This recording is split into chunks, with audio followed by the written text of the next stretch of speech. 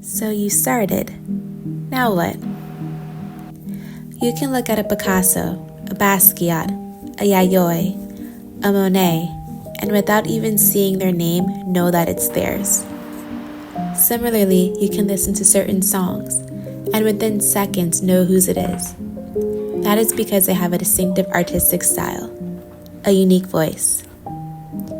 In today's world, we are oversaturated with trends and very little individuality. Lately, I've been trying to move intentionally and find my own artistic voice. One that can live beyond whatever era we're in. One that can live beyond our fleeting attention spans. And one that feels like home to me.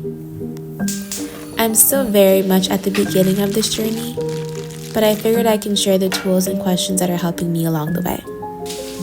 In a world where everyone and their mom is telling us what we should or shouldn't be, I imagine this can be our little corner on the internet where we share ideas, thoughts, and tools to help us navigate and hone in to our own individual artistic voices.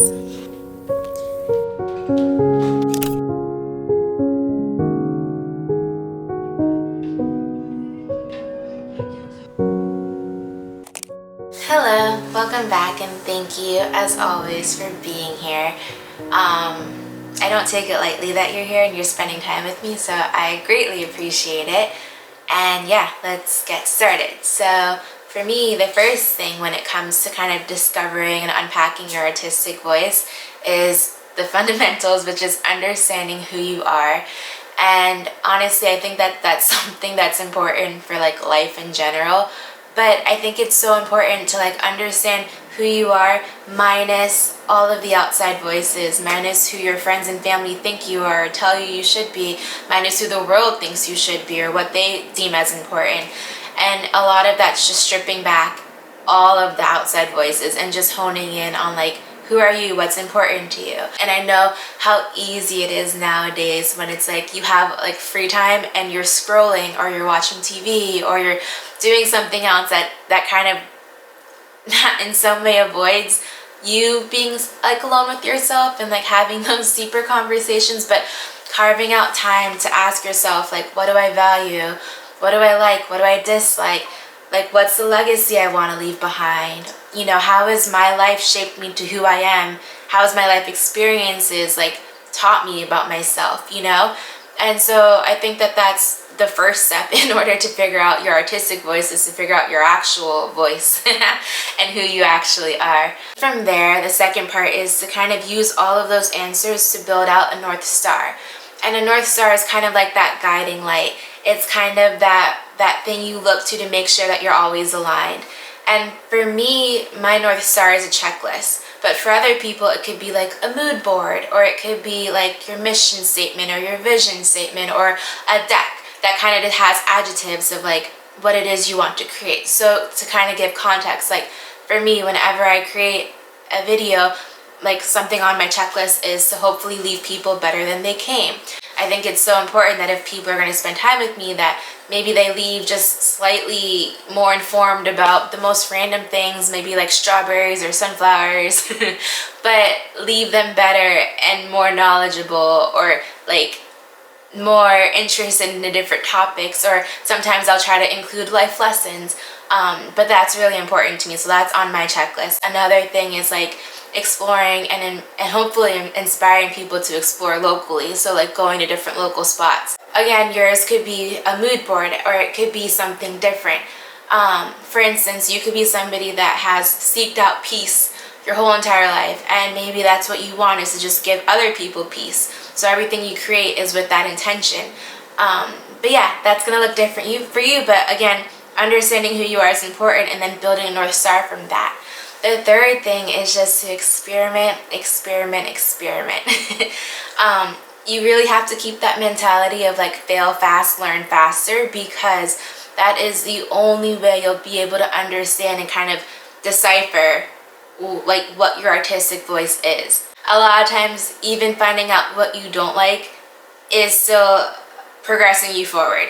And so I think it's important to just try different things. Maybe you want to get better at storytelling, so you're going to start telling things and being intentional with shooting a beginning, middle, and end. Or maybe like just try different workflows, try different shooting techniques, try different ways of interacting with the camera. Maybe certain ways feel like more familiar, but don't be afraid to try and just experiment. Also, with that being said though, take inventory over it, like analyze it. You don't want to just continuously fail and not figure out what to do differently. So every time you do something, and even if you don't like it, like how can you improve? Even if you do like it, how can you improve? And then keeping those on a list, and then every time you start to do a new video or picture or whatever your medium is, look at it and challenge yourself with one of those improvements. Like, okay, this time I want to improve with my pacing. Like, just continuously growing that way and being intentional, checking in with every step along the way. The fourth for me is trying to find that creative inspiration, and you're always going to try to find an inspirational source that doesn't run dry. I don't really feel like creativity is just like this endless source. I think a lot of times you have to refill the cup. And so it's a matter of finding what inspires you creatively. Is it certain books? Is it a certain author?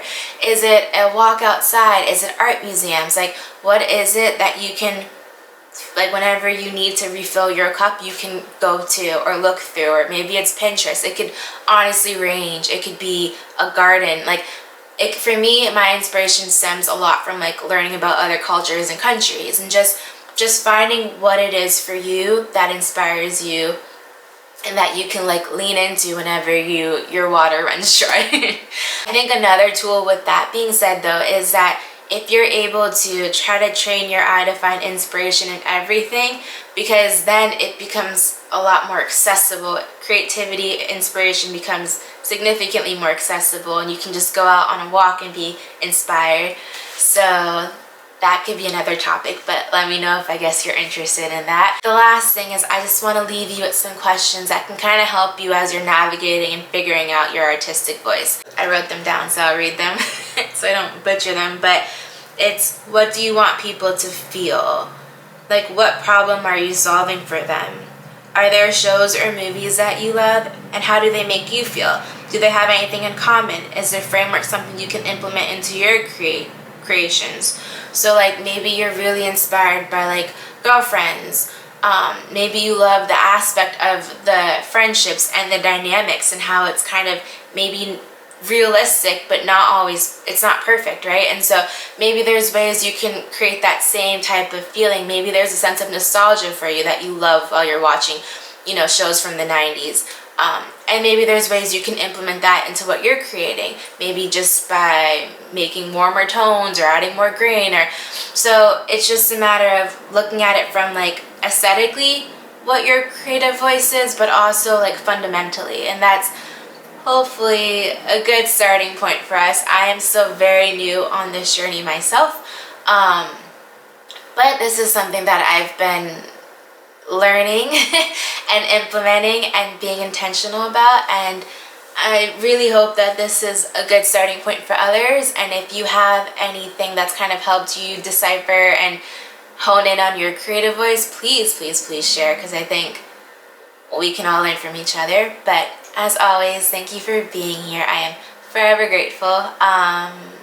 Yeah, until next time.